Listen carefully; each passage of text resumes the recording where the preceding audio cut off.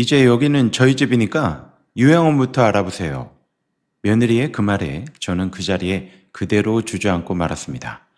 평생을 살아온 제 집 현관 앞에서 저는 안으로 들어가지도 못하는 신세가 되어버렸죠. 뇌경색으로 쓰러져 병원에 누워있던 그 몇 달 사이 제 집 비밀번호는 이미 바뀌어 있었습니다. 대체 제가 병원에 있는 동안 이 집에서 무슨 일이 벌어졌던 걸까요?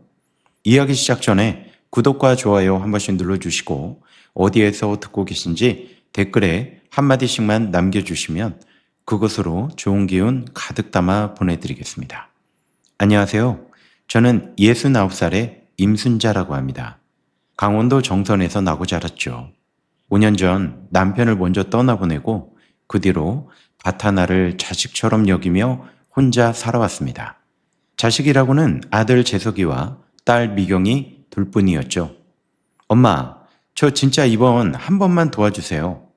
어느 봄날 저녁 아들이 전화기 너머로 다급하게 말했습니다. 인테리어 사업을 확장하려는데 은행 대출로는 어림도 없다고. 목소리가 자꾸 갈라졌죠. 이번에 못 잡으면 프랜차이즈 자리 다른 사람한테 넘어간다고. 재석이는 거의 울먹이는 소리로 저를 붙잡았습니다. 엄마, 저 이번에 이거 못 잡으면 진짜 끝이에요. 재석이가 몇 번이나 같은 말을 반복했죠. 저는 수화기를 든 채 아무 말도 하지 못했습니다. 재석이가 이렇게 절박하게 매달리는 건 처음이었거든요. 이 자식이 얼마나 힘들면 이러겠나 싶어서 가슴이 철렁 내려앉았습니다. 전화를 끊고도 한참을 방바닥에 앉아 있었죠. 자식이 저렇게 힘든데 부모가 되어서 모른 척 할 수 없다는 생각뿐이었습니다. 바치고 뭐고 자식이 잘못되는 것보다 나은 게 어디 있겠나 싶었죠. 며칠 뒤 재석이 내외가 정성까지 내려왔어요. 어머니, 저 밥 하시면 저희 정말 잘 살 것 같아요. 혜란이가 마루에 앉자마자 제 손을 꼭 붙잡으며 말했죠. 눈에는 눈물까지 그렁그렁 맺혀 있었습니다. 저는 그 손을 가만히 내려다봤죠. 며느리 손이 이렇게 작고 여렸나 싶더라고요. 30년 넘게 제 손으로 갈아온 밭이었어요. 봄이면 씨를 뿌리고 가을이면 거두던 남편과 함께 일군 땅이었죠. 밭머리에 앉아 남편과 막걸리 한 잔 나누던 기억이 스쳐 지나갑니다. 여보, 나 정말 이 밭 팔아도 될까요? 마음속으로 몇 번이나 남편에게 묻고 또 물었죠. 하지만 자식이 살 것 같다는데 그깟 밭이 뭐라고 붙잡고 있겠나 싶었죠. 저는 그날 밤 잠도 못 자고 이불 속에서 몇 번이나 돌아 누웠습니다. 창밖으로 밭이 보이는 방이었는데 어둠 속에서도 그 밭의 윤곽이 눈에 선했어요. 그러다 새벽녘에야 마음을 굳혔습니다. 그래, 자식 살리는 일인데 밭이 대수냐, 사람이 먼저지. 그렇게 부동산에 내놓은 지 한 달 만에 3,500평 밭이 팔렸습니다. 말 근처에 큰 도로가 들어선다는 소문 덕에 생각보다 값이 잘 나왔어요. 부동산 사장님이 처음 제시한 값보다 더 쳐주겠다는 사람이 나타났다고 했을 때 솔직히 마음 한켠으론 다행이다 싶었죠. 그만큼 재석이한테 넉넉히 보태줄 수 있겠다 생각뿐이었으니까요. 계약서에 도장을 찍기 전날 저는 혼자 밭에 마지막으로 다녀왔습니다. 흙을 한 줌 쥐어보니 손끝에서 서늘한 감촉이 느껴졌어요.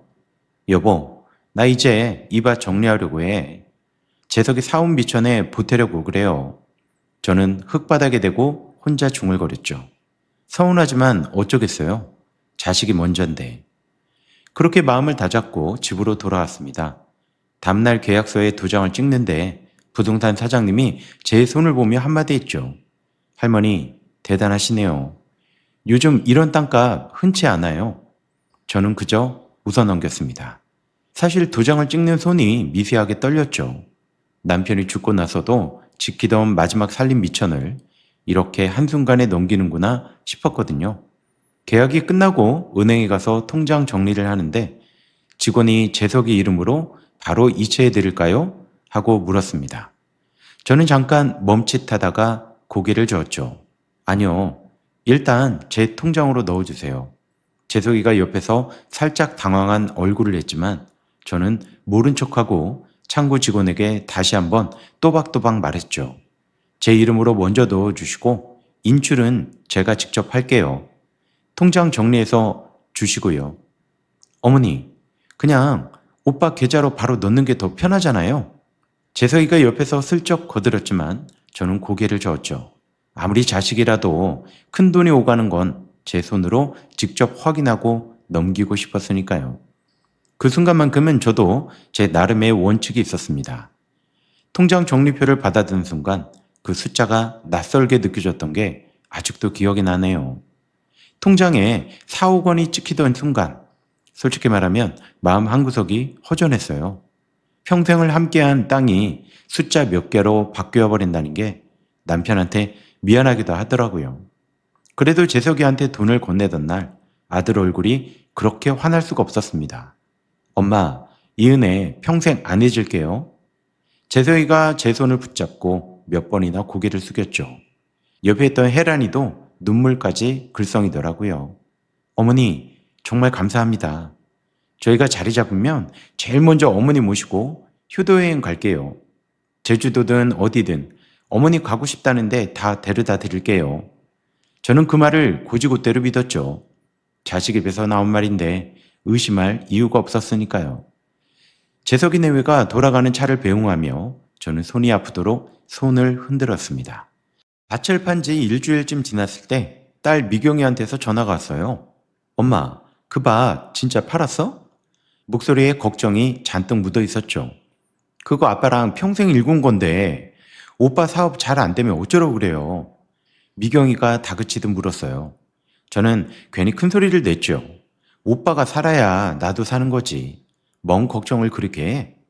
미경이는 한참 말이 없다가 엄마 그래도 뭐라도 좀 남겨놓고 하지 그랬어요. 하고 한숨을 쉬었습니다. 저는 그 말이 서운하게 들려서 얼른 전화를 끊었죠.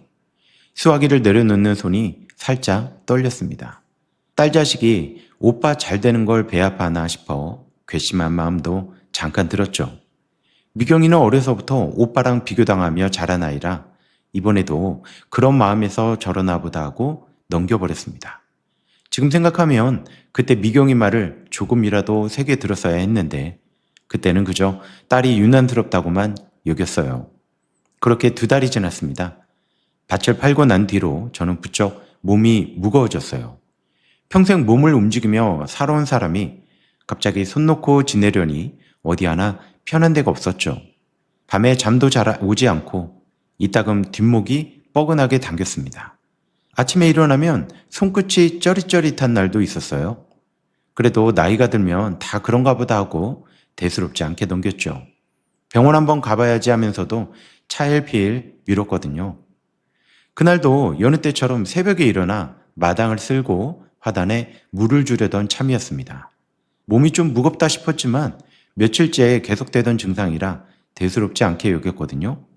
그날 아침 마당에 나가 물을 주다가 갑자기 눈앞이 핑 돌았어요. 하늘이 빙그르르 도는 것 같더니 그대로 주저앉고 말았죠. 손발이 저리고 말이 제대로 나오지가 않았습니다. 물 뿌리개를 쥔 손에서 힘이 빠지면서 물이 사방으로 튀었죠. 이웃에 사는 옥순이가 마침 앞마당을 지나가다가 저를 발견하고 다급하게 뛰어왔어요. 옥순이는 저와 30년 넘게 한 동네에서 지내온 오랜 벗이거든요. 언니 왜 그래? 정신 차려. 옥순이가 제 몸을 흔들며 소리치던 목소리가 아직도 귓가에 생생하네요. 옥순이는 저를 눕히고 바로 구급차를 불렀습니다. 구급차 사이렌 소리를 들으면서도 저는 정신이 가물가물했어요. 병원에 실려가서 정신을 차려보니 의사가 뇌경색이라고 했습니다. 어머니, 다행히 초기에 잘 발견하셨어요. 큰 후유증은 없는 것 같은데 당분간 입원해서 경과를 지켜보셔야 합니다. 재발 방지가 중요하니까 혈압 관리도 철저히 하셔야 하고요. 의사 선생님이 차분하게 설명해 주었지만 저는 그 말이 귀에 잘 들어오지 않았습니다. 팔에 꽂힌 링거 바늘이 따끔거렸고 머리가 지끈지끈 울렸거든요. 옆 침대 환자들 소리도 복도를 오가는 발소리도 다 멀게만 느껴졌어요. 재석이 대회가 소식을 듣고 부랴부랴 서울에서 내려왔죠.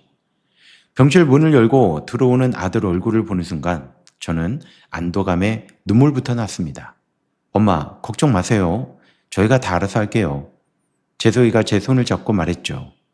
병원비도 걱정 마시고 집안일도 저희가 다 처리할 테니까 엄마는 몸만 챙기세요. 그 말이 그렇게 든든할 수가 없었어요. 자식 키운 보람이 이런 거구나. 그런 생각마저 들었죠. 저는 며칠 만에 처음으로 마음 편히 눈을 감았습니다. 그런데 이상하게도 혜란이가 병실 한쪽 구석에서 계속 핸드폰만 들여다보며 있는 게 눈에 들어왔어요. 표정이 별로 좋지 않았죠. 재석이랑 소곤소곤 뭔가 이야기를 나누다가도 제가 눈을 뜨면 화들짝 놀란 듯 말을 멈추곤 했습니다. 한 번은 재석이가 잠깐 나갔다 오겠다며 병실 밖으로 나갔는데 통화하는 목소리가 문틈으로 살짝 들렸죠. 알겠어. 그렇게 지나가자. 딱 그 말 한마디 뿐이었는데 어쩐지 목소리가 평소와 달리 낮고 조심스러웠어요. 저는 뭐 별 생각 없이 넘겼죠. 사업 때문에 바쁜가 보다 했습니다. 잠시 후 재석이가 다시 들어오자 혜란이가 황급히 핸드폰 화면을 뒤집어 놨어요. 뭘 그렇게 봐? 라고 물으려다가 저는 그냥 삼켰죠. 며느리가 회사 일 때문에 바쁜가 보다 그렇게 생각했습니다. 병원비랑 앞으로 살 일 걱정돼서 저러나 싶었습니다. 저는 눈을 감고 다시 잠을 청했어요. 며칠 뒤면 퇴원할 테고 그러면 다시 예전처럼 반 옆에서 조용히 지내면 되겠거니 생각했습니다. 설마 그 표정 뒤에 다른 계산이 숨어 있을 줄은 정말 꿈에도 몰랐죠. 어머니, 이것 좀 봐주세요. 병실에 들어서자마자 혜란이가 서류 봉투를 침대 옆 탁자에 올려놓으며 말했습니다. 입원비 보험 처리 때문에 필요한 서류라면서 여기 이름이랑 서명만 몇 군데 해주시면 된다고 했죠. 저는 몸도 성치 않은 채로 이 서류를 받아들였습니다. 글씨가 빽빽하게 적힌 종이 몇 장 있었어요. 안경을 안 가져와서 글자가 흐릿하게 보였죠. 혜란이는 옆에서 여기요, 여기 하고 손가락으로 짚어주며 서명할 자리를 하나하나 알려줬어요. 어머니 여기요. 그리고 여기도요. 이거 다 보험 처리에 필요한 서류라 빨리 넘겨야 하거든요. 혜란이가 재촉하듯 말했죠. 저는 손이 떨려서 볼펜을 제대로 쥐기도 힘들었지만 며느리가 짚어주는 대로 이름을 적어 내려갔습니다. 그러다 문득 서류 한 귀퉁이에 적힌 부동산이라는 글자가 눈에 들어왔어요. 저는 눈을 가늘게 뜨고 그 부분을 다시 들여다보려 했습니다. 이게 뭐냐고 물으려는데 혜란이가 얼른 다음 장으로 넘기며 말했죠.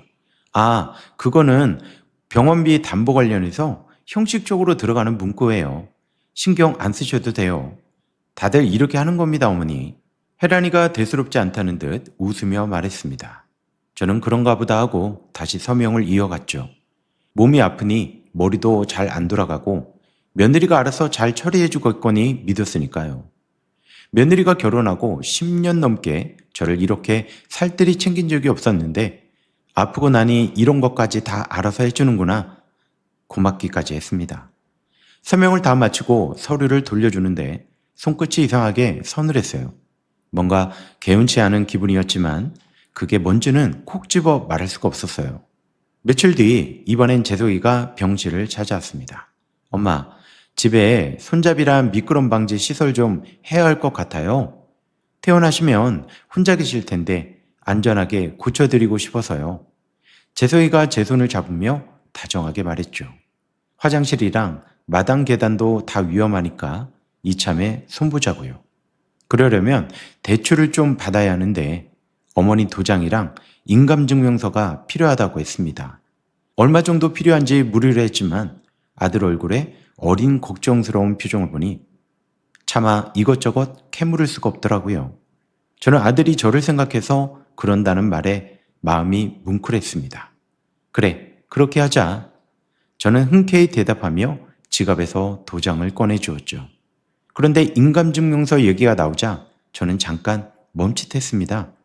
순간 아까 서류에서 봤던 부동산이라는 글자가 다시 떠올랐거든요.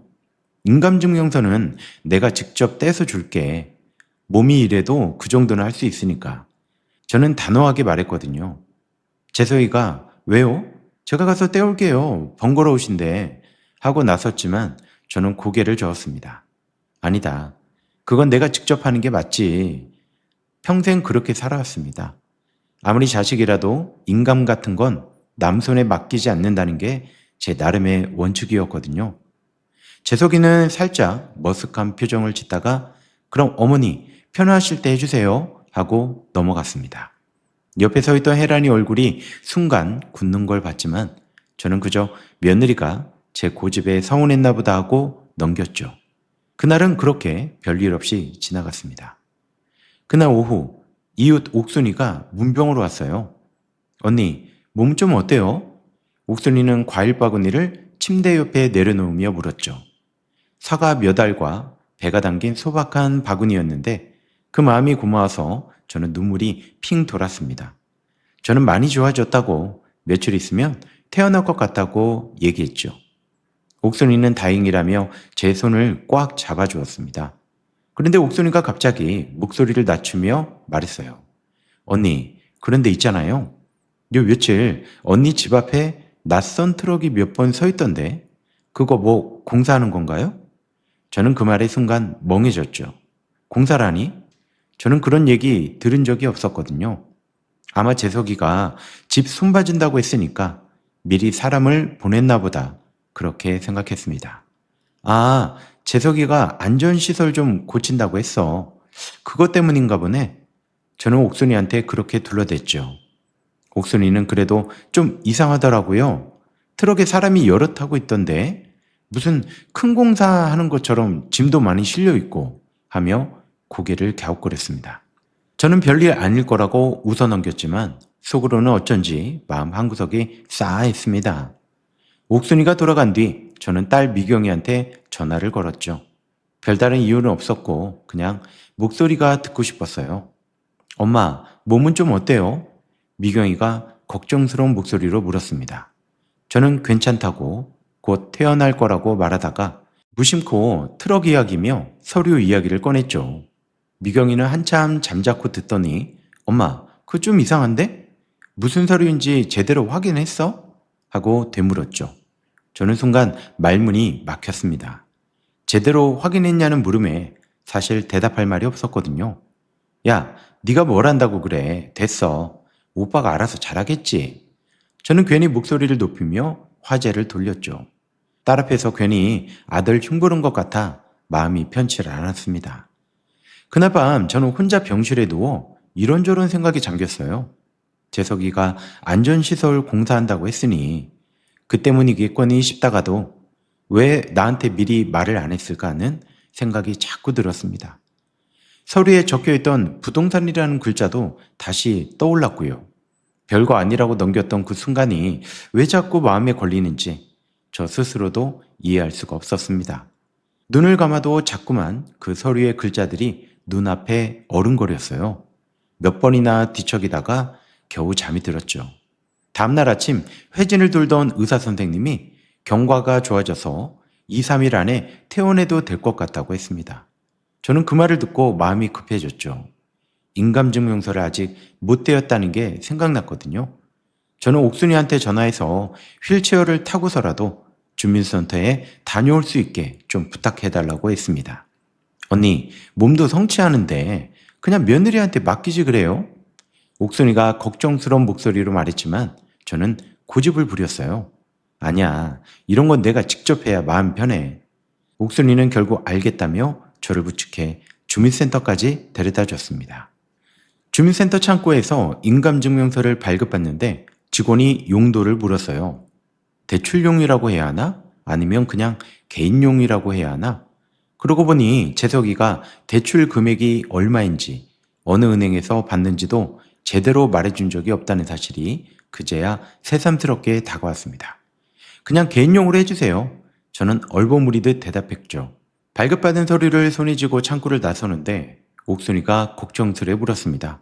언니, 이거 뭐에 쓰는 건지는 알고 주는 거예요? 저는 대답을 못하고 그저 웃기만 했죠.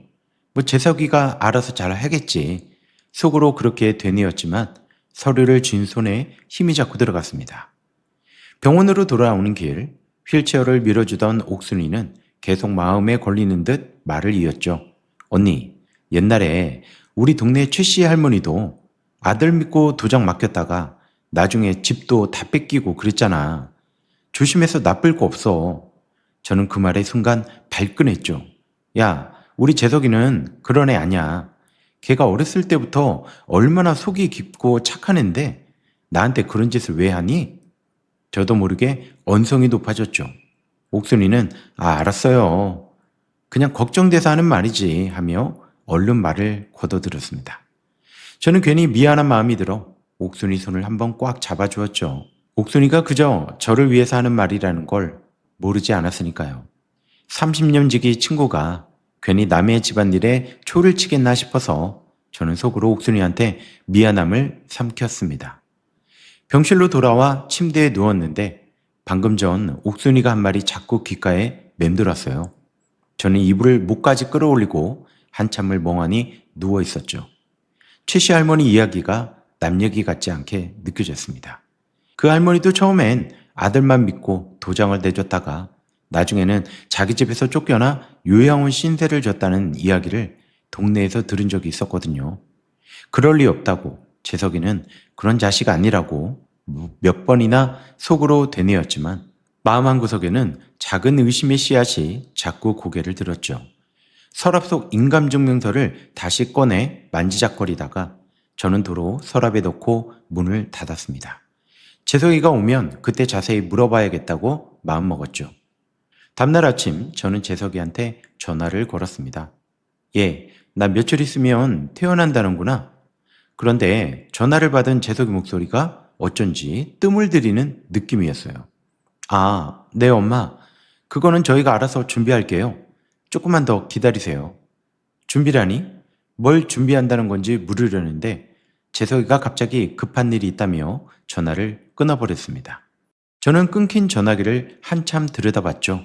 화면이 까맣게 꺼질 때까지 그렇게 멍하니 앉아 있었습니다. 왜 하필 그 순간 가슴이 이렇게 답답한지 그때는 알 길이 없었죠. 엄마, 다 왔어요.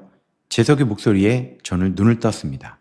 퇴원 수속을 마치고 재석이 차를 타고 집 앞에 도착한 참이었습니다. 며칠 만에 보는 우리 집 대문이 반가워서 저는 몸도 제대로 못 가누면서 서둘러 차에서 내렸죠. 대문을 지나 현관 앞에 서서 저는 늘 하던 대로 비밀번호를 눌렀습니다.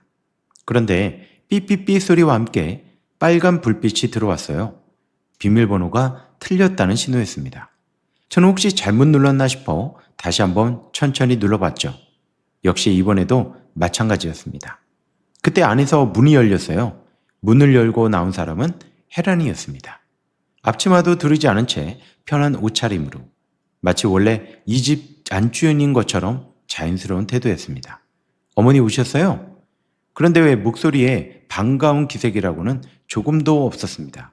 저는 어리둥절해서 물었죠. 얘야, 비밀번호가 왜 바뀌었냐? 혜란이는 잠시 저를 쳐다보더니 대답 대신 팔짱을 끼고 문 앞을 가로막고 섰습니다. 어머니, 드릴 말씀이 있는데요.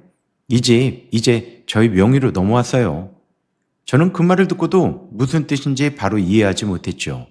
명의라니? 그게 무슨 소리야?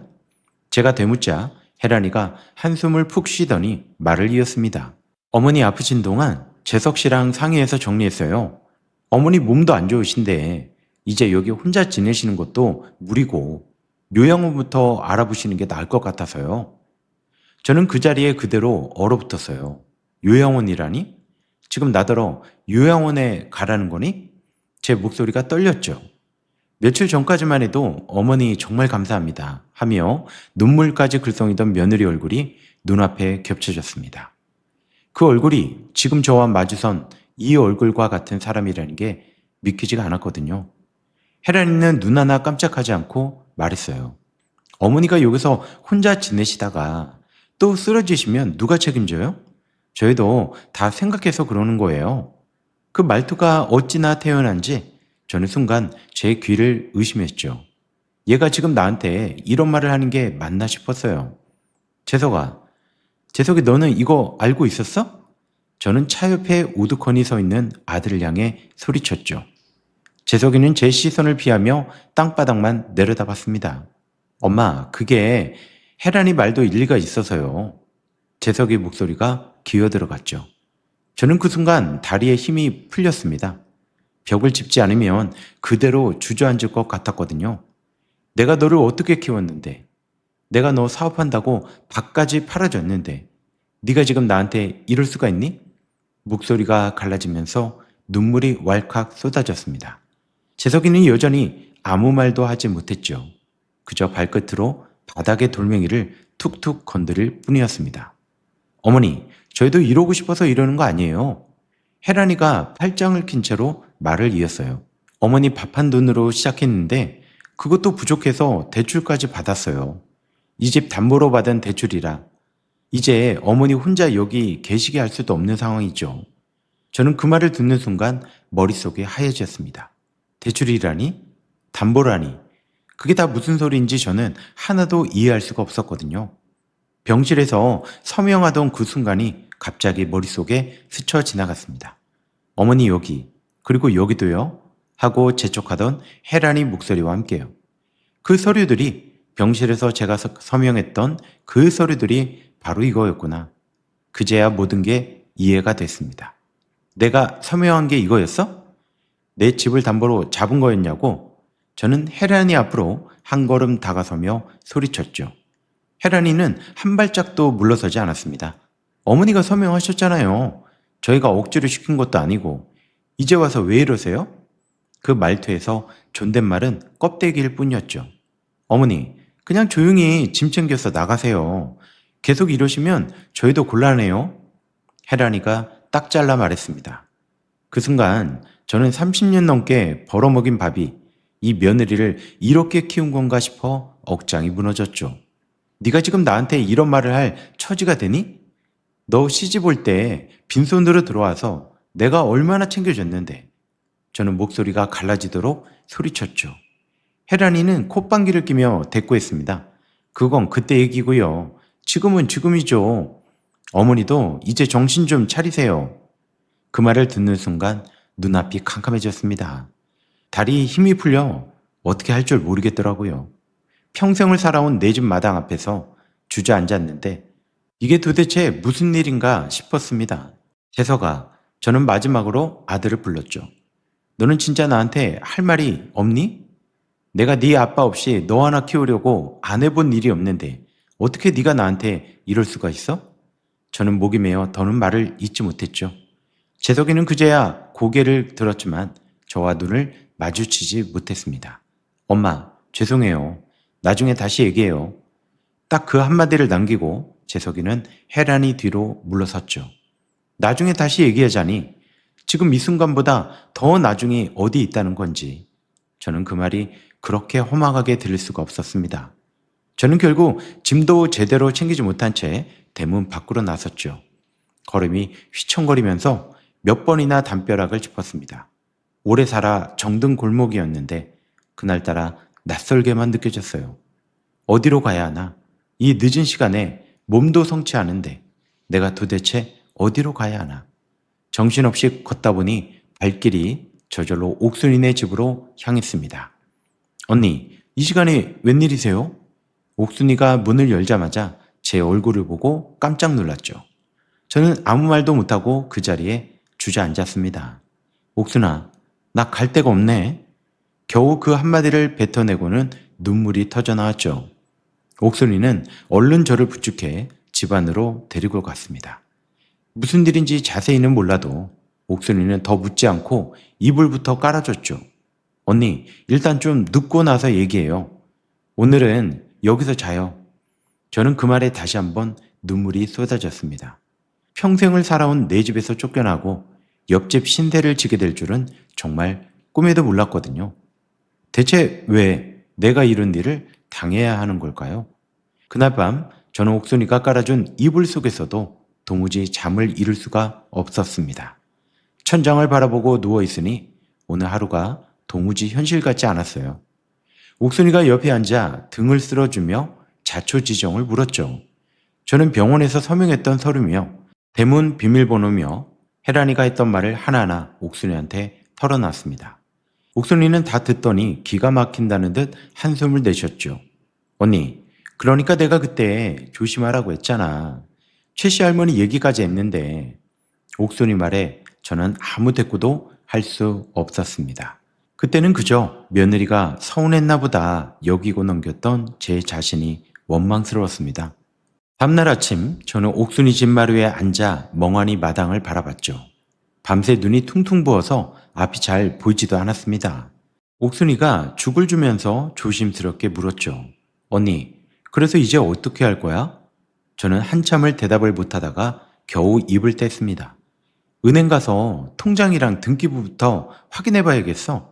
뭐가 어떻게 됐는지 내 눈으로 직접 봐야 할 것 같아. 옥순이는 그럼 오늘 같이 가주겠다고 했죠. 언니 혼자 가면 또 무슨 소리를 들을지 몰라요. 같이 가드릴게요. 옥순이가 단호하게 말했습니다. 저는 그 마음이 고마워서 옥순이 손을 꽉 잡았죠. 사람이 이렇게 무너져도 옆에 이렇게 손잡아주는 사람이 있다는 게 얼마나 큰 힘이 되는지 그날 처음으로 깨달았습니다.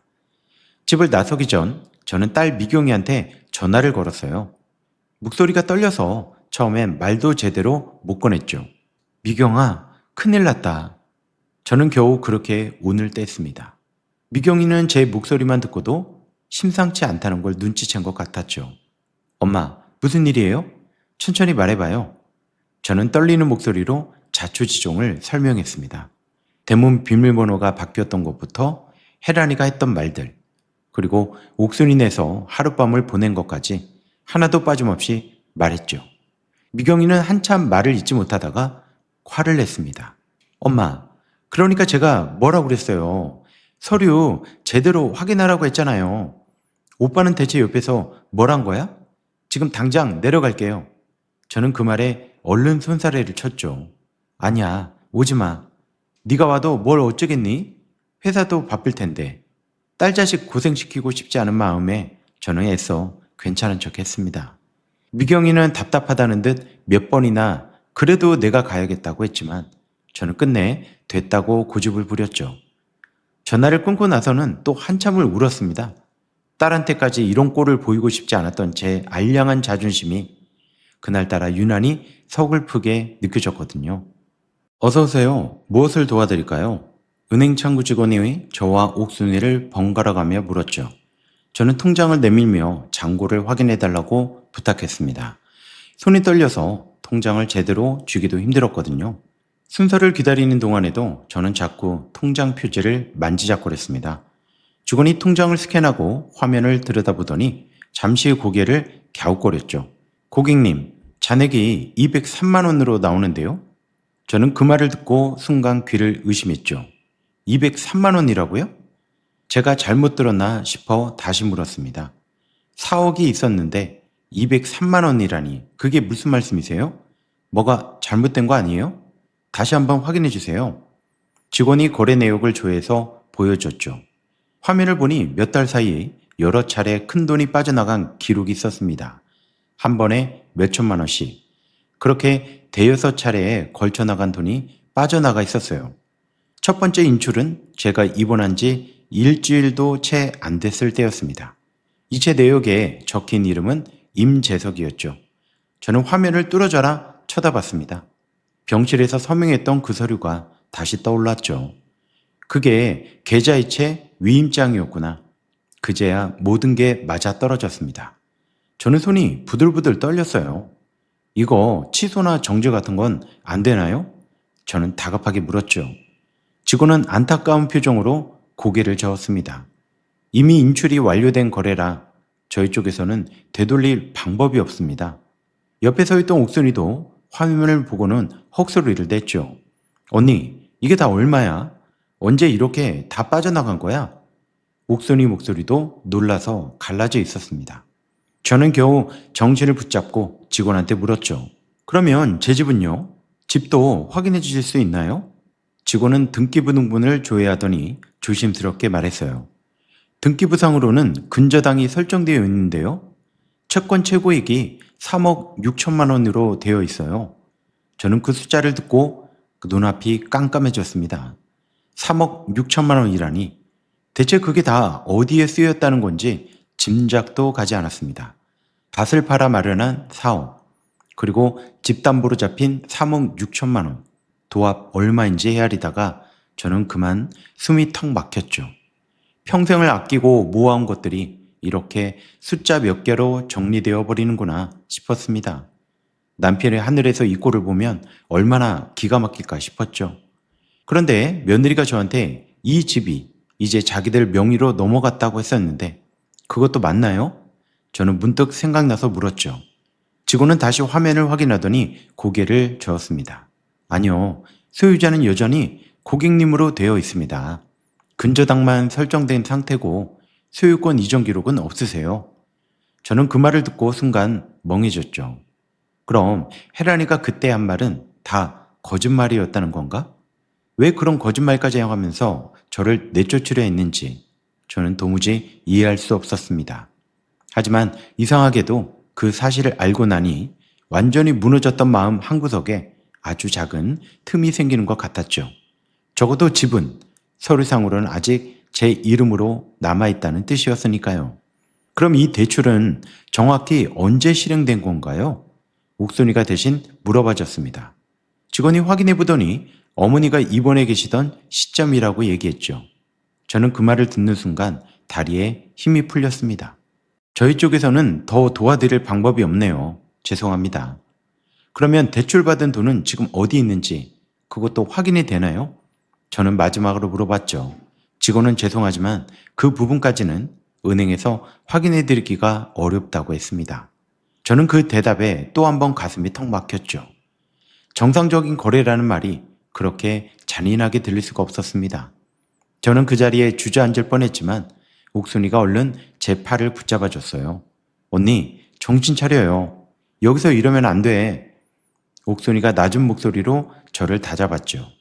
창고에 앉아있던 다른 사람들이 힐끔힐끔 저희를 쳐다보는 게 느껴졌지만 저는 그런 걸 신경 쓸 여력조차 없었습니다. 저는 창고 의자에 겨우 몸을 기대 앉았죠. 눈앞이 빙글빙글 돌고 귓속에서 이명이 울리는 것 같았습니다. 내가 평생 모은 게 이렇게 하루아침에 사라질 수가 있나? 도무지 믿기지가 않았거든요. 은행을 나서면서 저는 다리가 후들거려 몇 번이나 옥순이한테 기대야 했습니다. 밖은 여전히 평범한 오후였는데 저 혼자만 다른 세상에 뚝 떨어진 것 같았죠. 옥순이는 저를 근처 벤치에 앉히고 물을 사다 줬습니다. 언니, 이거라도 좀 마셔. 저는 물을 받아 먹었지만 손이 떨려서 반은 흘렸어요. 어떻게 이럴 수가 있어? 내가 자식한테 뭘 그렇게 잘못했다고? 저는 혼잣말처럼 중얼거렸죠. 옥순이는 아무 말도 하지 못하고 그저 제 등을 쓸어줄 뿐이었습니다. 벤치에 앉아 숨을 고르다가 저는 재석이한테 전화를 걸었어요. 신호가 몇 번이나 갔지만 받지 않았습니다. 저는 다시 떨리는 손으로 딸 미경이한테 전화를 걸었습니다. 미경아, 나 은행 다녀왔는데 목소리가 자꾸 갈라졌죠. 저는 잔액이며 근저당이며 방금 은행에서 들은 이야기를 전부 딸 미경이한테 전했습니다. 통장에 203만 원밖에 안 남았다는 얘기를 하는데 목이 메어서 말을 몇 번이나 멈춰야 했죠. 미경이는 한참 아무 말이 없었습니다. 엄마, 미경이가 겨울 입을 열었죠. 지금 그게 말이 돼요? 어떻게 사람이 그럴 수가 있어? 미경이 목소리에도 분노가 가득했습니다. 일단 저 이번 주말에 내려갈게요. 변호사도 좀 알아보고요. 저는 그 말에 눈물이 핑 돌았죠. 그래, 딸이 있어서 이렇게 의지가 되는구나 싶었습니다. 그런데 통화를 하는 내내 미경이는 오빠 얘기를 단 한 번도 꺼내지 않았죠. 오빠는 어떻게 됐대요? 라든가 오빠한테 물어봤어요? 하는 말이 한마디도 없었습니다. 예전 같으면 오빠 걱정부터 했을 아이인데 이상하다 싶으면서도 저는 그걸 굳이 캐묻지 않았죠. 전화를 끊고 나서야 저는 그 침묵이 무엇을 의미하는지 어렴풋이 깨달았습니다. 미경의 마음속에서 오빠는 이미 오빠가 안 인교된 건지도 모른다는 생각이 들었죠. 그날 저녁 옥순이가 조심스럽게 제 방문을 두드렸어요. 손에는 따뜻한 보리차 한 잔을 들고 있었죠. 이거라도 좀 마셔요. 하루 종일 물도 제대로 못 마셨잖아. 옥순이가 잔을 건네며 말했죠. 언니, 이건 도둑질이나 마찬가지야. 이대로 그냥 넘어가면 안 돼. 옥순이가 단호하게 말했죠. 저는 그 말에 아무 대답도 하지 못했습니다. 자식을 상대로 도둑질이라는 말을 쓰는 것 자체가 저한테는 너무나 낯설고 아픈 일이었으니까요. 하지만 마음 한구석으로는 옥순이 말이 맞다는 걸 부정할 수 없었습니다. 그때 옥순이가 문득 말을 꺼냈죠. 언니, 우리 동네에 예전에 사기당한 노인들 도와줬다는 변호사가 있대요. 우리 조카딸이 거기서 상담을 받고 도움을 많이 받았다고 하더라고요. 내가 한번 연락처 알아볼게. 저는 그 말을 듣고도 뭐가 뭔지 정신이 하나도 없었지만 어딘가 마음 한구석에서 아주 작은 불씨 하나가 켜지는 것 같았습니다. 어머니, 이 서류 좀 다시 보여주시겠어요? 강한솔 변호사가 제가 가져간 서류 봉투를 훑어보다가 손을 멈췄죠. 옥순이 소개로 찾아간 작은 법률 사무소였습니다. 옥순이도 걱정된다며 함께 따라와 옆자리에 앉았죠. 저는 병실에서 서명했던 서류 사본과 은행에서 뗀 거래 내역서, 등기부 등본을 전부 가방에서 꺼내 탁자 위에 놓았습니다.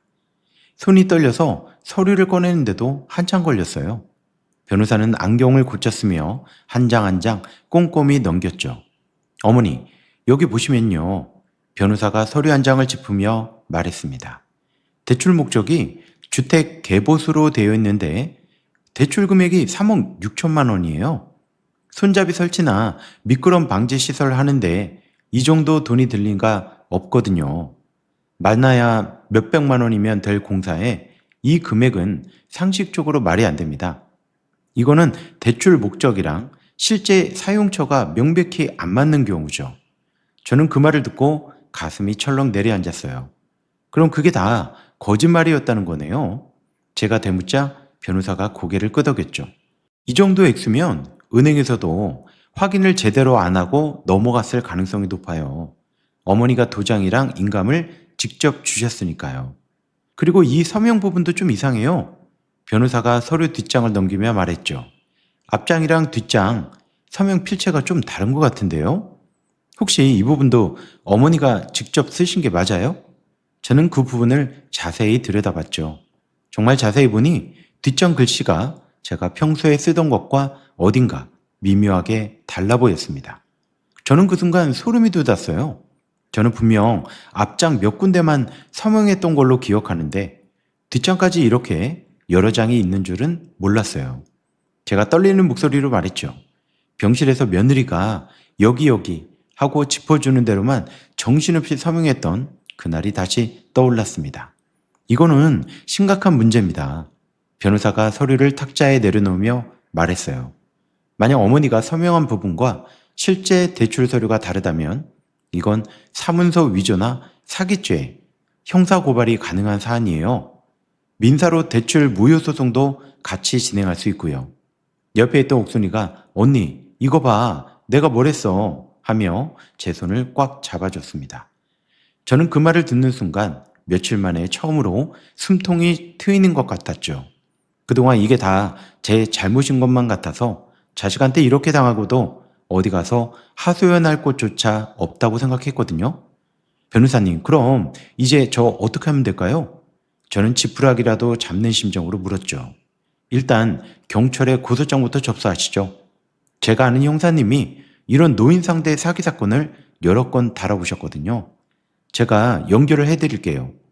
변호사가 그렇게 말하며 어딘가로 전화를 걸었어요.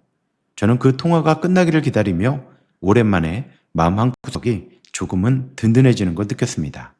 법률사무소를 나서면서 옥순이가 문득 이런 제안을 했죠. 언니, 우리 그 집에 한번 가봐요. 진짜로 안전시설 공사를 했는지 안 했는지 눈으로 확인해보게. 저는 그 말에 정신이 번쩍 들었죠. 그러고 보니 손잡이니 미끄럼 방지니 하는 얘기만 들었지 실제로 뭐가 설치됐는지 한 번도 본 적이 없었거든요. 저희는 곧장 예전 살던 집으로 갔죠. 대문 밖에서 멀찍이 살펴보니 화장실 창문이며 마당 계단이며 예전 모습 그대로였습니다. 손잡이 하나 미끄럼 방지 매트 한 장 붙어 있지 않았죠. 저는 그 자리에서 헛웃음이 나왔습니다.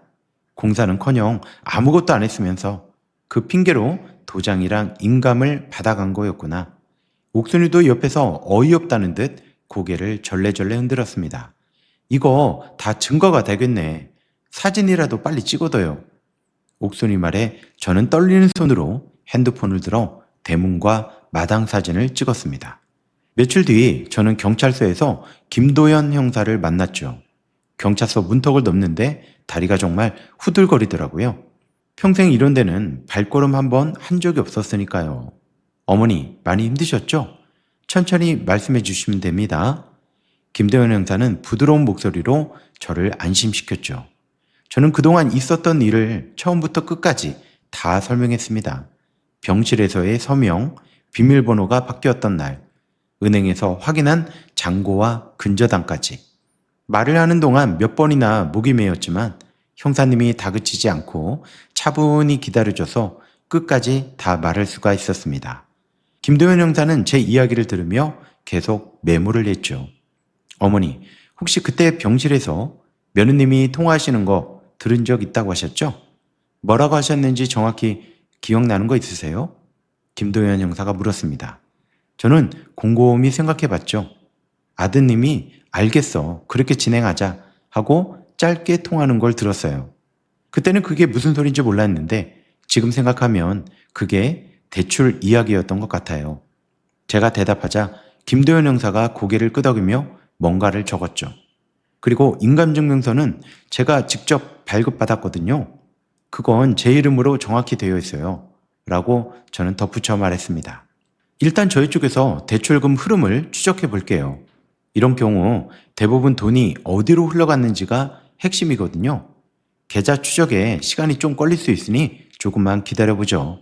그리고 어머니, 혹시 몸도 안 좋으신데 무리하지 마시고 필요하면 언제든 전화 주세요. 김도현 형사가 그렇게 덧붙이며 명함을 건네주었습니다. 저는 그 명함을 두 손으로 받아 지갑 깊숙이 넣었죠. 저는 그 말에 마음이 조금 놓였습니다. 적어도 이제 저 혼자 끙끙 앓는 게 아니라 누군가 제 편에서 이 일을 제대로 파헤쳐 주는구나 싶었죠. 경찰서를 나서는 발걸음이 며칠 전 은행에서 나오던 발걸음과는 사뭇 다르게 느껴졌습니다. 일주일쯤 지나서 김도현 형사한테 연락이 왔어요. 마침 옥순이 집에서 함께 저녁을 먹던 참이었는데 전화벨이 울리자마자 저는 젓가락을 내려놓고 얼른 받았습니다. 어머니, 계좌 추적 결과가 나왔는데요. 좀 놀라실 수도 있어요. 형사가 조심스럽게 운을 뗐죠. 저는 심장이 쿵 내려앉았습니다. 대출금 대부분이 며느님 개인 계좌를 거쳐서 사업체로 흘러간 정황이 포착됐어요. 며느님이 예전부터 개인적으로 진 빚이 꽤 있었네요. 김도현 형사의 말에 저는 순간 머릿속이 하얘졌죠. 그러니까 아들 사업 자금이 아니라 며느리가 자기 빚 갚는데 다 썼다는 말씀이세요? 제가 떨리는 목소리로 되물었습니다. 정황상 그렇게 보입니다. 정확한 건 수사가 더 진행돼 봐야 알겠지만요. 형사가 신중하게 대답했죠. 그런데 어머니, 확인해 드릴 게 있는데요. 대출 신청서에 사업자 등록증 사본이 첨부되어 있던데 이것도 혹시 보신 적 있으세요? 형사가 물었습니다. 저는 고개를 저었습니다. 아니요, 그런 건 본 적이 없는데요. 저는 정말 병실에서 서명만 했을 뿐이에요. 형사도 그것을 확인해 보겠다며 다시 메모를 했죠. 저는 그 말을 듣는 순간 배신감이 새로운 얼굴로 다시 한번 저를 덮치는 걸 느꼈습니다. 재석이가 사업한다고 그렇게 매달렸던 게 어쩌면 처음부터 혜린이 손에 노란한 건 아니었을까 하는 생각마저 들었죠. 형사님, 그럼 이제 어떻게 해야 되는 건가요? 저는 겨우 정신을 붙잡고 물었습니다. 곧 두 분 다 소환해서 조사할 예정입니다. 어머니는 그때 고소인 자격으로 진술하시면 되고요. 진행 상황은 저희가 계속 연락드리겠습니다. 김도현 형사가 차분하게 설명했죠. 전화를 끊고 나서 저는 한참을 그 자리에 멍하니 앉아 있었습니다. 이제 정말 코앞으로 다가온 일이라고 생각하니 두렵기도 하고 한편으로는 이상하게 후련하기도 했어요. 그날 저녁 저는 옥순이한테 형사가 전해준 이야기를 그대로 말했습니다. 옥순이는 기가 막히다는 듯 혀를 찼죠. 세상에 며느리가 빚쟁이였다니. 그럼 재석이는 그것도 모르고 그 난리를 친 거예요. 옥순이가 물었죠. 저는 그건 모르겠다고, 형사님도 더 조사해봐야겠다고 대답했습니다. 하지만 속으로는 재석이가 알았든 몰랐든 결국 저를 이 지경으로 만든 건 매 한 가지라는 생각이 들었어요. 자식이라고 무조건 감싸주고 싶던 마음이 이제는 조금씩 다른 방향으로 흘러가고 있었죠. 예전 같으면 재석이 편에 서서 며느리 탓만 했을 텐데 이제는 재석이 얼굴도 예전처럼 보이지 않았습니다. 저는 미경이한테도 전화해서 이 소식을 전했죠. 미경이는 한참 말을 잇지 못하다가 결국 그럴 줄 알았다는 듯 한숨을 내쉬었습니다. 엄마, 이제라도 제대로 밝혀지는 게 다행이야. 조사 잘 받고 저도 이번 주말에 내려갈게요. 미경이 목소리에서 그동안 쌓였던 걱정이 조금은 풀리는 듯 느껴졌습니다. 필요한 서류 있으면 저한테도 사진 찍어서 보내주세요. 제가 미리 좀 정리해 둘게요. 미경이가 그렇게 말하며 통화를 마무리했죠. 전화를 끊고 나서 저는 창밖을 봤습니다. 이 모든 게 다 어떻게 정리될지 아직은 아무것도 알 수 없었지만 적어도 더는 저 혼자가 아니라는 사실이 그날 밤 잠자리를 조금은 편안하게 해주었습니다. 어머니, 이쪽으로 앉으시죠? 경찰서 조사실 문을 열자 김도현 형사가 저를 자리로 안내했습니다. 맞은편에는 이미 재석이와 혜란이가 나란히 앉아 있었죠. 몇 주 만에 보는 얼굴이었습니다. 두 사람 다 저를 보고도 눈을 제대로 마주치지 못했죠. 저는 떨리는 다리를 애써 진정시키며 자리에 앉았습니다. 이번엔 미경이도 함께 와서 제 옆자리에 앉아주었죠. 딸이 옆에 있다는 것만으로도 조금은 마음이 든든했습니다. 조사실로는 오는 내내 무슨 말을 해야 할지 몇 번이나 되뇌었지만 막상 두 사람 얼굴을 보니 머릿속이 하얘졌어요. 먼저 확인된 사실부터 말씀드리겠습니다. 김도현 형사가 서류를 펼치며 입을 열었죠. 대출 신청서에 첨부된 주택개보수 견적서는 허위로 작성된 것으로 확인됐습니다. 실제 공사는 이루어지지 않았고요. 어머니께서 촬영해 주신 현장 사진도 증거로 채택됐습니다. 필체 감정 결과 뒷장 서명 부분도 어머니의 필체와 다른 것으로 확인됐고요. 그리고 대출금 3억 6천만 원 중 대부분이 혜란 씨 개인 명의를 거쳐서 사채 상환에 사용된 것으로 확인됐습니다. 김도현 형사가 서류 사이사이 형광펜으로 표시해둔 부분을 하나씩 짚어가며 설명했죠. 형사의 말이 이어지는 동안 혜란이 얼굴이 점점 하얗게 질려갔습니다. 그건 오해예요. 저는 그냥 잠깐 빌린 거고 다시 갚으려고 했습니다. 혜란이가 다급하게 말을 꺼냈죠. 손까지 떨면서 말을 더듬는 모습이 평소 당당하던 며느리와 완전히 딴 사람 같았습니다. 저는 그 말을 듣는 순간 뭔가가 툭 끊어지는 걸 느꼈죠. 다시 갚으려고 했다니. 저는 자리에서 벌떡 일어나 혜란이를 향해 소리쳤죠. 이 독한 년아, 네가 지금 그걸 말이라고 하는 거니? 내가 평생 흙 파갖고 모은 돈을 너 빚 갚는 데 갖다 썼으면서 다시 갚으려고 했다는 말이 나와? 네가 사람이야? 혜란이는 그 자리에서 얼굴을 감싸며 울음을 터뜨렸죠. 저도 어쩔 수가 없었어요. 사채업자들이 매일 집까지 찾아와서 말이에요. 안 그러면 저 진짜 죽을 수도 있었다고요. 혜란이가 흐느끼며 변명을 늘어놓았죠. 그것도 다 어머니 잘 되라고. 나중에 다 갚으면 되니까 그런 거였다고요. 혜란이가 손등으로 눈물을 훔치며 덧붙였습니다. 저는 정말 기가 막혀서 헛웃음이 나왔죠. 어머니 잘 되라고? 네가 지금 그 말을 나한테 하는 거니? 그래서 시어머니를 등쳐먹은 거니? 네가 큰일 날 뻔했으니까 나는 어떻게 되든 상관없었다는 거야? 병실에 누워 다 죽어가는 사람 붙잡고 그런 짓을 해? 제 목소리가 조사실을 쩌렁쩌렁 울렸죠.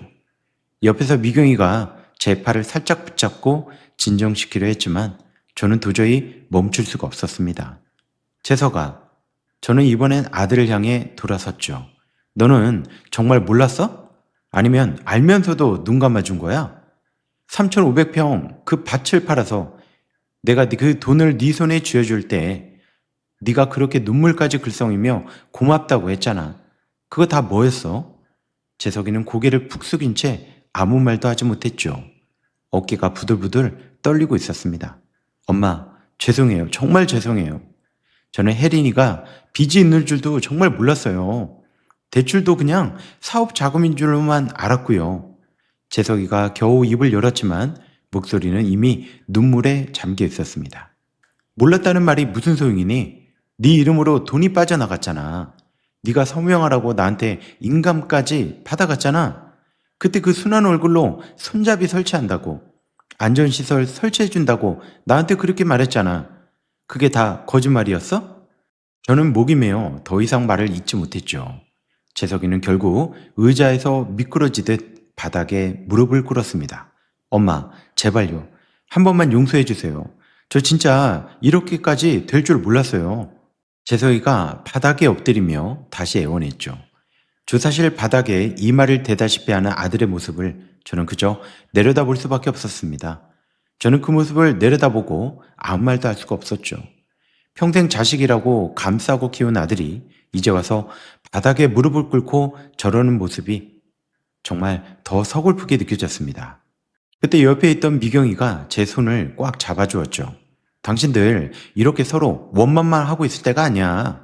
혜란이가 갑자기 재석이를 향해 날카롭게 쏘아붙였습니다. 당신도 그때 어머니한테 도장 받아오라고 시켰잖아. 당신이 먼저 그러자고 했잖아. 혜란이 목소리가 앙칼졌죠. 그때 재석이가 고개를 획 들며 반박했습니다. 내가 언제 이렇게까지 하라고 했어? 나는 그냥 사업 자금 좀 도와달라고 한 거지. 이렇게 다 빼돌리라고 내가 했어? 당신이 처음부터 나 속이고 이 짓을 벌인 거잖아. 재석이도 지지 않고 맞섰죠. 그럼 당신은 몰랐다는 거야? 몇 달 동안 매번 서류 갖다 주면서 시침이 뗀 거야? 그때 혜란이가 더 크게 소리를 질렀죠. 두 사람은 서로를 노려보며 언성을 높이기 시작했습니다. 그 모습을 지켜보던 저는 이 부부가 서로를 원망하는 꼴을 보면서도 조금도 통쾌하지 않았어요. 그저 씁쓸할 뿐이었습니다. 두 분 다 진정하시죠? 김도현 형사가 두 사람 사이에 끼어들며 상황을 정리했습니다. 혜란 씨는 사문서 위조 및 사기 혐의로 구속영장을 신청할 예정이고요. 재석 씨는 관리소홀 및 방조 혐의로 불구속 입건될 겁니다.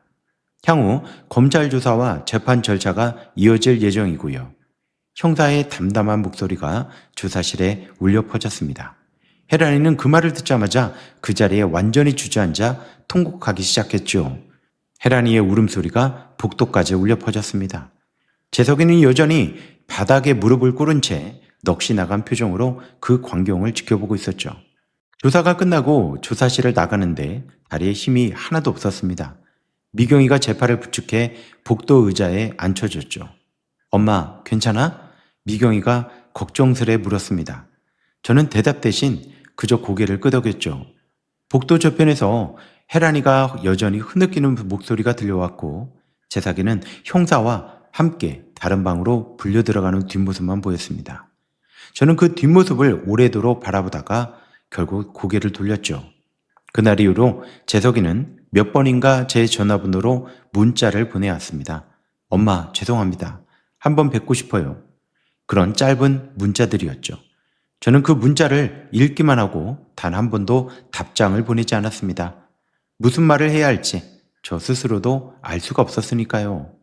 언젠가는 다시 마주 앉을 날이 오려는지 그것조차 지금은 가늠이 되지 않았습니다. 며칠 뒤 강한솔 변호사한테서 연락이 왔어요. 마침 옥순이 집 마당에서 함께 콩을 까고 있던 참이었거든요. 어머니, 근저당 말소 소송 결과가 나왔어요. 법원에서 대출 자체가 무효라고 인정했습니다. 이제 등기부에서 근저당도 완전히 사라졌고요. 변호사의 목소리에는 안도감이 묻어 있었죠. 저는 전화를 붙잡고 한참 아무 말도 하지 못했습니다. 이제 정말 다 끝난 건가요? 제가 겨우 물었죠. 네, 어머니. 어머니 명의 그대로 어머니 집으로 완전히 정리됐습니다. 형사사건도 검찰로 넘어가서 곧 정식 기소될 예정이고요. 그동안 정말 고생 많으셨어요. 저는 전화를 끊고 나서 옥순이 손을 붙잡고 한참을 울었죠. 이번엔 서러워서 우는 눈물이 아니었어요. 그동안 쌓였던 모든 게 한꺼번에 터져나오는 눈물이었죠. 옥순이도 함께 눈물을 훔치며 제 등을 두드려 주었습니다. 언니, 이제 다 끝났어요. 정말 잘 견뎠어. 그동안 얼마나 무섭고 억울했어. 옥순이가 제 등을 쓸어내리며 몇 번이나 말해주었죠. 저는 그 손길을 느끼며 비로소 어깨의 짐을 조금은 내려놓은 것 같은 기분이 들었죠. 창밖으로 어느새 저녁 노을이 붉게 물들어 있었습니다. 그날 저녁 옥순이가 정성껏 차린 밥상을 앞에 두고 저는 오랜만에 밥 한 그릇을 다 비웠어요. 언니, 그렇게 먹는 거 정말 오래간만에 본다. 옥순이가 흐뭇하게 웃으며 말했죠. 저도 모르게 따라서 웃음이 났습니다. 이렇게 웃어본 게 도대체 얼마만인지 모르겠다는 생각이 들었죠. 미경이는 제 옆에 앉아 조용히 제 어깨를 감싸주었습니다. 엄마, 이제 진짜 끝났어요. 우리 이제 집으로 돌아가요. 미경이가 나지막에 말했죠. 재석이 얘기는 그날도 그리고 그 이후로도 미경이 입에서 다시는 나오지 않았습니다. 저 역시 굳이 묻지 않았죠. 그저 딸의 손을 마주잡고 오랜만에 홀가분한 마음으로 눈을 감았습니다. 평생 살아온 집으로 다시 돌아갈 수 됐다는 사실이 그제야 조금씩 실감이 나기 시작했죠. 그로부터 몇 달이 지났습니다. 저는 다시 제 집으로 돌아와 잘 살고 있고요. 이사하던 날 저는 새로 바꾼 비밀번호를 제 손으로 직접 눌러 문을 열었죠. 삐빅 소리와 함께 초록불이 들어오는 순간 저는 잠깐 그 자리에 멈춰 섰습니다. 마당에 나가 물을 주는 것도 아침에 눈을 뜨면 창밖으로 익숙한 지붕이 보이는 것도 이제야 겨우 제자리를 찾은 것 같은 기분이 들었죠. 밭이 있던 자리에는 이제 다른 사람 집이 들어섰지만 저는 그 근처에 작은 텃밭 하나를 새로 얻었습니다. 100평 남짓한 작은 땅이었지만 처음 씨를 뿌리던 날 손이 살짝 떨렸죠. 상추며 고추며 다시 심고 가꾸는 재미가 쏠쏠했습니다. 옥순이도 자주 놀러와 같이 밭일을 거들어 주었죠. 언니, 이제 손끝에 힘이 다시 붙었네. 옥순이가 웃으며 말했습니다. 예전처럼 큰 밭은 아니지만 오히려 이 작은 땅이 제 분수에 딱 맞는다는 생각이 들었죠. 언니 아니었으면 나 그때 진짜 어떻게 됐을지 몰라. 며칠 전 강한솔 변호사한테서 전화가 왔습니다. 어머니, 혜란 씨는 1심에서 실형 선고 받았고요. 재석 씨는 집행유예로 마무리됐습니다. 항소 여부는 아직 좀 더 지켜봐야 한다고 했죠. 변호사가 담담하게 소식을 전해주었습니다. 저는 그 말을 듣고도 별다른 말이 나오지 않았죠. 그저 알겠다고, 고생하셨다고 짧게 인사만 하고 전화를 끊었습니다. 그동안 정말 도움 많이 받았습니다. 변호사님. 저는 뒤늦게 그 말을 덧붙였죠. 변호사는 어머니가 워낙 침착하게 잘 대응해 주셔서 가능했던 일이라고 오히려 저를 지켜세워 주셨습니다. 돌려받은 돈 일부는 은행에 새 통장으로 다시 만들어 넣었죠. 이번엔 아무한테도 맡기지 않고 오직 제 이름으로만 관리하기로 했습니다. 통장을 만들면서 창구 직원한테 비밀번호도 여러 번 확인시켰고요. 인터넷 뱅킹은 하지 않겠다고, 무슨 일이 있어도 창구에서 직접 확인하고 처리하겠다고 못을 박았습니다. 이제 이 돈만큼은 누구도 함부로 손댈 수 없다는 사실이 저한테는 무엇보다 큰 안심이 됐고요. 가끔 재석이한테 문자가 옵니다. 엄마, 죄송해요. 언제 한번 뵙고 싶습니다. 명절 잘 보내세요. 라는 짧은 안부도 가끔 오죠. 저는 여전히 답장은 보내지 않습니다. 그렇다고 아예 번호를 지우지도 못했죠. 미경이는 여전히 오빠 얘기를 꺼내지 않고요. 저 역시 딸한테 굳이 묻지 않습니다. 언젠가 마음이 풀릴 날이 올지 그건 아직 저도 모르겠네요. 가끔 저녁 마루에 앉아 지난 일을 떠올려 봅니다. 자식 잘 되라고 밥까지 팔아 보태줬는데 그 끝이 이렇게 될 줄 누가 알았겠습니까? 그래도 이렇게 다시 제 집 마당에 앉아 있을 수 있다는 게 저는 참 감사할 따름이네요. 텃밭에 심어둔 상추잎이 저녁바람에 살랑거리는 걸 보고 있으면 그것만으로도 마음이 편해집니다. 옆에는 옥순이가, 주말이면 딸과 손주가 찾아오죠. 인생이란 참 알다가도 모르는 것 같아요. 여러분은 오늘 하루도 무탈하십니까? 이제 저는 딸과 손주만 보며 행복하게 살아보려 합니다. 오늘의 이야기가 좋으셨다면 구독과 좋아요 한 번씩 눌러주시고 어디에서 이야기를 듣고 계신지 댓글로 한마디씩만 부탁드릴게요. 감사합니다.